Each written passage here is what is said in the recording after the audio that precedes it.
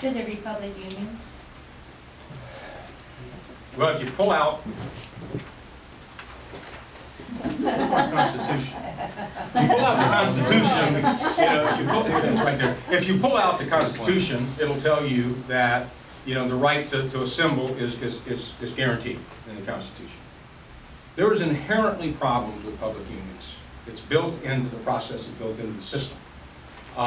So the right to assemble and the right to organize is not up for debate as far as I'm concerned.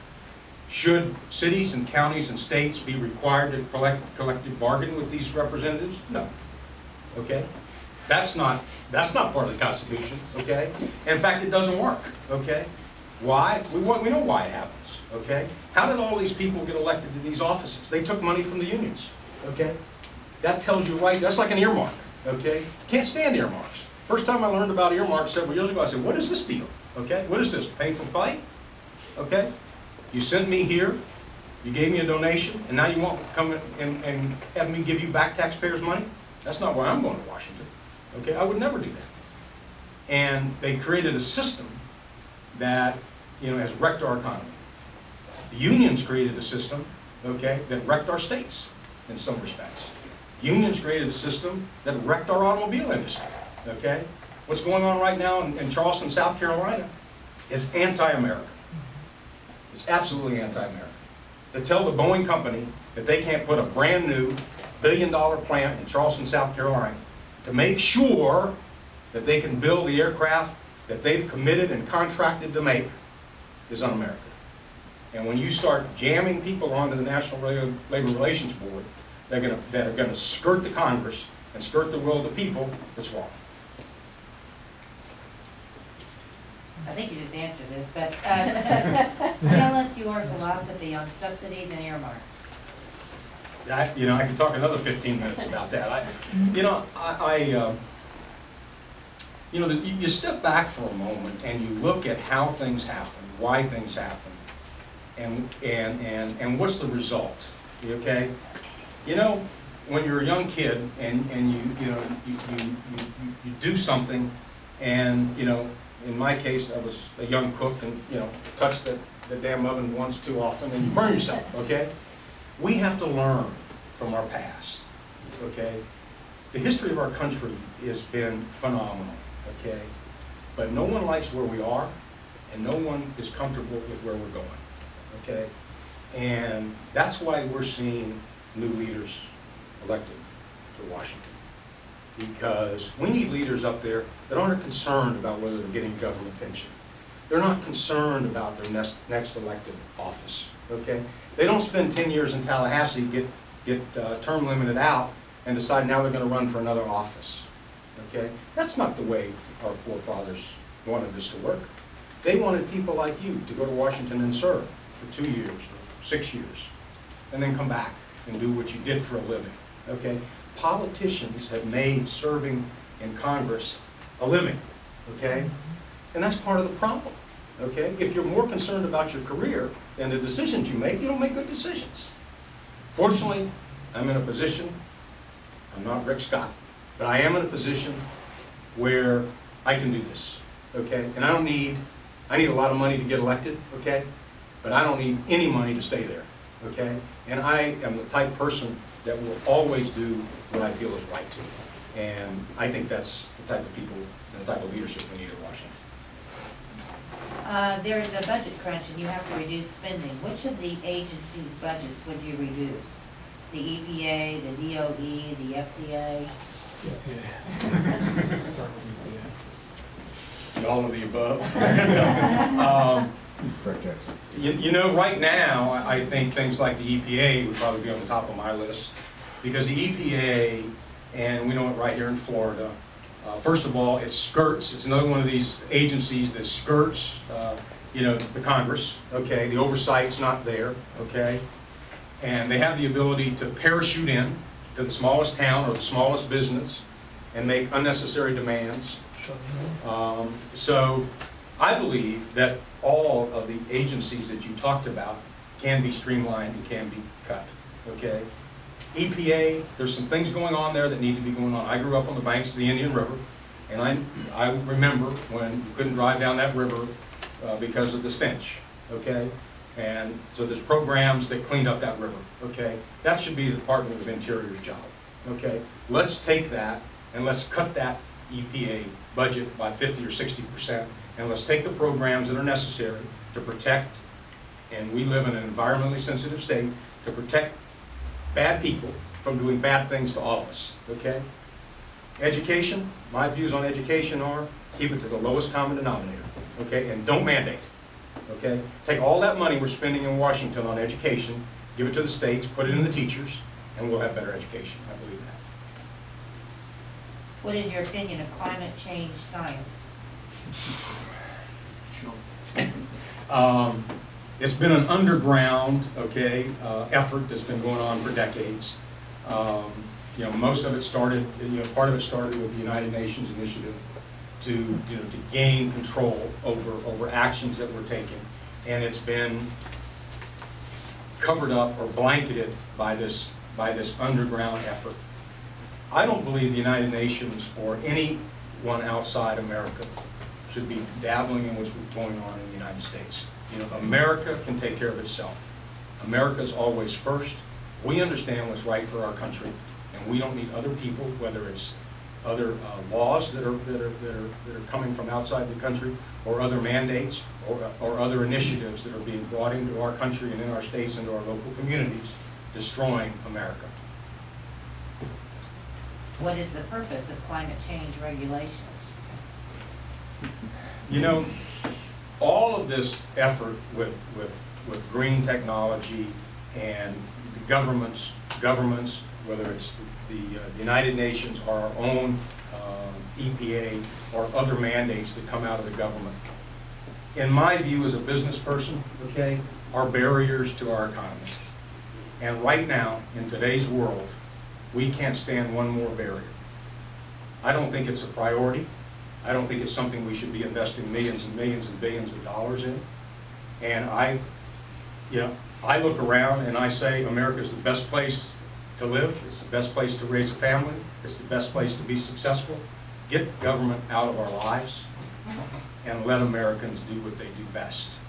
And our country will be far better for it. In attending county commission meetings over the past year, our members have been shocked to discover the implementation of global governance throughout all facets of our local government. Terms such as smart growth, green print, and sustainable development indicate UN-based policies being implemented locally under the general umbrella of Agenda 21. What do you know about Agenda 21? You know, most of what I know I've found from talking to people like yourself.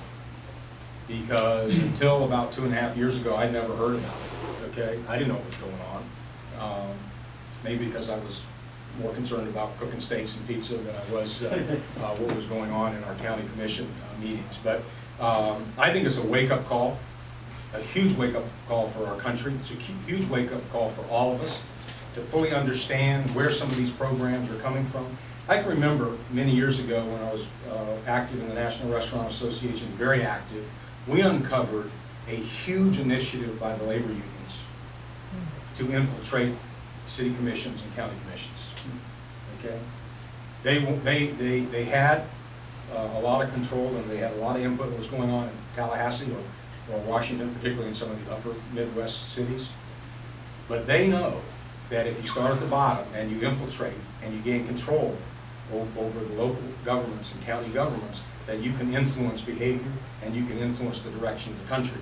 I think this effort is very similar. We have to be very aware of it. And I don't think it has any place in what goes on in our local governments. I don't believe it should be there, and I don't see a need for it, and I don't see any good that comes from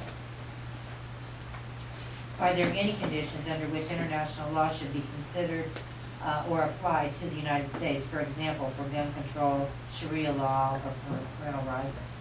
We have a constitution. It's a great constitution. Okay, we have a great political system, the envy of the world. Okay, we don't need other governments or other legal processes to interfere with our constitution and the way we run our country and our government. So I don't think it has any place here. And you know, as far as I'm concerned, it's not something that the U.S. should be giving 1 inch on in an international debate. You know, we're in an economic competitive world. The economic world has changed in the last 20 or 30 years. We have to be able to rise above it. Okay, we have to understand that we have to be competitive in the world markets. Okay, but the free enterprise system and our way of life is what got us to be a great country, and we can't move off of that. Okay, we don't have to move off of that. It's not for others to come tell us how we're going to run our country. Okay, it's up to us to do that. Did you want to give some closing remarks? It's over? It's over. I'm a business guy. I think we need more business people to step forward and serve in our government. I happen to have risen to be a CEO. That's just, thank goodness it's not a 4-letter word. But I spent a lot of time, much more time in the kitchens and dining rooms of my businesses than I did in the boardrooms. Why? Because that's where you learn what's right for your business. Okay, you learn what's right for your employees. Okay, we launched last week Miller on Main Street. I took the idea from Bob Graham, the Democrat. Okay, it was a good idea. Why was it a good idea, and why did he do it? His whole time as a governor, his whole time as a United States Senator, because it worked for him. Okay, not because it was a political gimmick. I didn't do it for a political gimmick. I did it because I want to talk to people on Main Street, and you can't do that. Okay, unless you meet like this, okay, or you actually get down and talk to a small business owner. And if everyone in Washington, everyone on Pennsylvania Avenue would spend a day or 2 a month on Main Street, I think our decision-making process would be better. Why? Because you can't make good decisions if you don't understand where people are coming from. How can you represent people that you don't talk to? Okay, I could, when you can stand up next to a table and explain to someone why a $30 steak was overcooked, okay, I can stand the heat, okay, but you can't blame the cook, okay? You have to get down and you've got to understand the needs of the people. You've got to understand where people are coming from. You've got to understand, and then you've got to go represent them. That's why the Tea Party is being so effective. That's why 9/12 groups and Patriot groups are being so successful. That's why this new coalition of Congress people that we sent in 2010 are winning.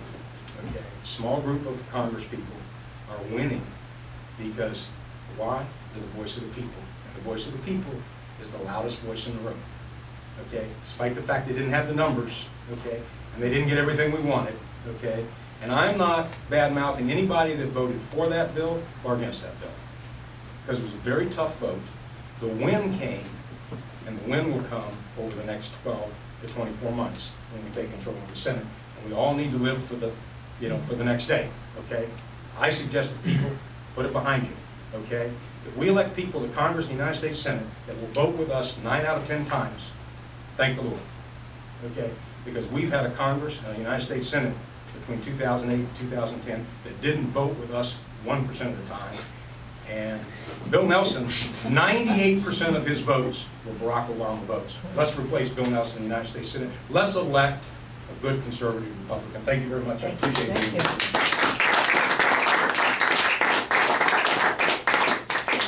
much. Thank you. You can go to Miller2012.com and send me $5. I will take it. Okay? This is going to be an expensive race. I appreciate having the opportunity to come speak to you tonight. If you have any questions, please email me. I'll leave some cards here. I do respond to emails and questions from people. And if you have suggestions for me, as I said, you folks are more engaged in this process than most Americans are. And our leaders need to have input. Okay? Best leaders take input and they make better decisions, and that's what I hope to do. Thank you for having me today. Thank you very much.